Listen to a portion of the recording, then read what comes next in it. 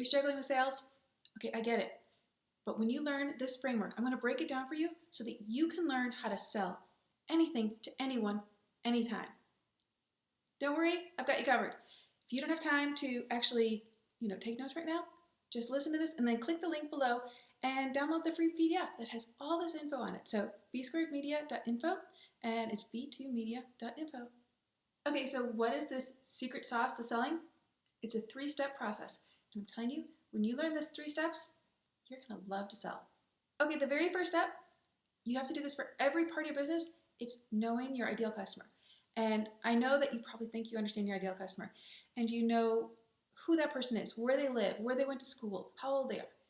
But I want you to list all of the reasons why they're saying no to you. All the reasons that something is holding them back. What is it? It's the fear. It's some sort of limiting belief. It's some sort of past experience they've had with whatever product or service you're trying to sell them. You may know that it is so important for them, but there is something that they are, holding on to. There's some sort of block that is keeping them from saying yes to you. And so now that you know who they are, I really want you to dig into what are the reasons they're saying no. All right, I know many of you are thinking, all right, that sounds great, but how do I find out what are their limiting beliefs? What's holding them back? How do I find out when they're just saying no to me? They're not giving me the answer why they're saying no. Well, why don't you go back to remembering who you were before you had this transformation of yourself, that before you decided you were going to sell this product, before you decided you were going to, start this business with this service, right? Who were you back then? And what did it take for you to say yes to start that? What was it like for you before you took that first step? You had your own limiting beliefs. You had your own set of blocks and fears and, all these reasons you were saying no to it.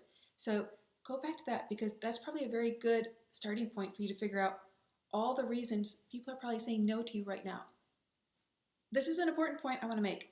When we get so excited about something, when we start a business, when we decide we're going to, sell a product, we dive in and we believe in it so much. We're passionate, right? And in fact, our passion gets the better of us. And so when we're trying to sell it, we're telling them all the little details and all the, the ins and outs of whatever this thing is. And I'm telling you, the people are just not hearing it. It's actually too much for them and they get turned off by it. So I know that those things are really exciting and they're going to learn about them eventually, but that's not the sales pitch. In fact, that is actually going to push them away so fast. So I want you to go back to the feeling, okay? This is about emotion. So don't speak about whatever you have in a techie way, in a scientific way. In fact, that is the last thing you should be talking about. You should just be talking about how it makes you feel. Okay, so this leads me to step number 2, which is story. There's basically a story that every person is telling themselves of why whatever you're selling them isn't right for them, isn't good for them, won't work, is bad, scary, any of those things, right? All of those are reasons why they're saying no to you. So you need to use story in your own way to overcome their limiting beliefs. So you have to go back to storytelling because you can tap into emotion. You can forget about the logic because logic is not going to help you sell. You need to tap into the emotion of what you were feeling before you had your transformation. Tell that story. Tell them why you understand where they're coming from, but why your experience is different. And tell it in a story. So the second part is all about story. Okay, so you already have your target customer, right? That dream person that you want to sell your product or your service to. You have that person mapped out. You know exactly how to find them, and you also know all the things that are, keeping them from actually making this purchase. So you're not going to use story in a way that is going to systematically break down every one of those, limiting beliefs, blocks, fears, old stories that they tell themselves. You're going to use your story to help break down every single one of those so that they're not only getting to know you, but they're actually starting to like you because they're relating to you. Because you're going to speak to them in a tone that says, I hear you, I understand you, because I was you. Okay, so your story is so important in this because The facts and the figures and all the technobabble, none of that matters. What they care about is that you understand them, that you've been where they are, and you can do that through story. And I want you to do that through story over and over again in telling a story about every single one of those blocks and fears that you've identified. Those are all different stories, but they all keep, relating back to the fact that this product or the service helped you.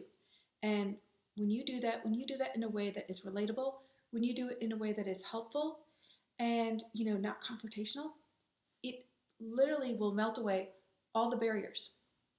Okay, we're at step 3. This is exciting because you're finally in a place where you could actually make the sale. And the reason you probably weren't making the sale before is you jumped to this place way too soon. You didn't take the time to not only figure out who was your ideal client and, what do they need, but you probably didn't take the step that said, what's stopping them? You know who they are, you know they need this, but you have to figure out why they're not doing it and talk to that in a story. So you can go from know, like, and then now they trust you because they think you're like them. They feel heard, they feel understood, they feel like you get them. And not until you get to that point can you actually make a sale. You actually have to get them to trust you. And so by going through this process of figuring out who they are, what do they need, and also what's holding them back, and then breaking down every one of those beliefs in a way that makes you relatable, that opens up the door, that tears down their fears and their worries and their blocks. And actually, they're excited to hear what you have to say because they're like, oh my gosh, they get me. And then you can finally say, hey, guess what? I actually have this. And they're ready for it because you're now a trusted friend. You're somebody that they believe. So you're able to now make the pitch. So step 3 is really fun because it's like you're talking to your friends at this point. You are not talking to strangers anymore. You're talking to people who you have been engaging with, that you actually really understand, and they're now ready to hear what you have to say. So the way you do this pitch, the way you actually close the sale, is you show social proof. And this can be in many different forms. It can, be a lot of other clients that you know, or it can be other examples that you know of, okay? But you have to show that it worked for more than just you, and that will help break down the final barrier of they're not just trusting your word. They need more proof. They need to know they're not alone. So show them how this has worked for others, and that is how you're going to close the sale because you have already gone from know, like, and trust. They're ready. They are ready to buy from you, and you know what? They're excited to buy from you because they believe you. They believe this works, and the more proof you can give them, the easier the sale is going to be. Hey guys, here's some more videos for you to check out, and I'll be back every Tuesday with new episodes, and don't forget, subscribe.